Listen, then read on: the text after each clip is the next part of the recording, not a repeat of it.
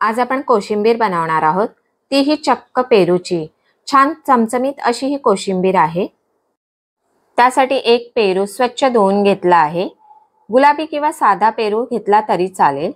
पेरूच्या बियांचा भाग काढून घ्यायचा आहे आणि पेरू किसणीवर किसून घ्यायचे।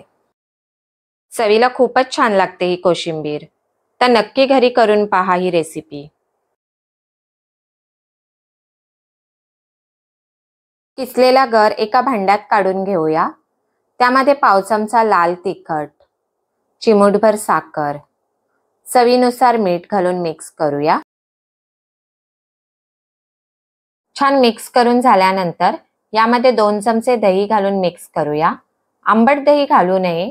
तयार कोशिंबीर फ्रीजमध्ये ठेवून गार करून खाऊ शकता। अशा नवीन नवीन रेसिपी पाहण्यासाठी वर्षाज किचनला नक्कीच लाईक, शेअर आणि सबस्क्राईब करा। Thank you.